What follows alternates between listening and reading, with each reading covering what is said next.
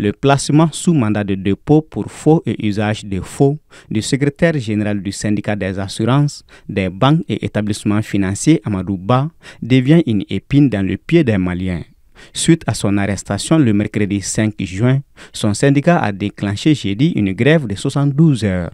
Et depuis, la plupart des stations-service affiliées à ce syndicat sont fermées, à l'image de Total, Shell ou autres. Quant aux banques, à l'exception de la BDM, toutes les autres ont scellé leurs portes. Un mot d'ordre de grève largement suivi et qui intervient en plein préparatif de la fête de Tabaski. L'impact de la grève des banques sur les préparatifs de la fête est très énorme, compte tenu du fait que nous avons besoin des banques pour retirer de l'argent et venir faire nos achats.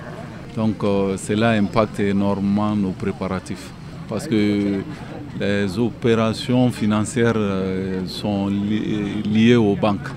Donc cela pourrait impacter de façon négative les préparatifs en réalité. Je voulais faire un retrait aujourd'hui même pour faire les achats.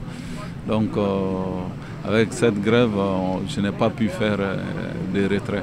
Nous, on fait ce petit commerce-là pour gagner quelque chose. Si la banque est en grève, là, donc ça joue pour nous beaucoup même, tu vois. Donc vraiment, on demande à le gouvernement qu'il puisse se comprendre avec la banque pour que les gens puissent avoir quelque chose pour la fête, tu vois.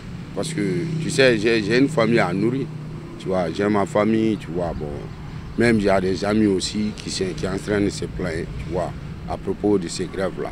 Après un long pourparler entre les hautes autorités et l'UNTM, la centrale syndicale à laquelle est affilié le SINABEF, les lignes n'ont toujours pas bougé concernant la libération de Amadou Ba, a-t-on appris de ses camarades du syndicat qui menacent de poursuivre la grève jusqu'à sa libération. Aussi, en guise de solidarité, le syndicat national de la santé et celui de l'information et l'informatique apportent leur soutien aux grévistes. Mais en réaction à cette menace des banquiers, les deux syndicats des magistrats, Sam et Silima, disent dans un communiqué vendredi suivre avec une attention particulière l'évolution de cette affaire. Il invite donc les magistrats à rester sereins et rassure que force restera à la loi et que l'égalité de tous devant la justice pénale sera également respectée.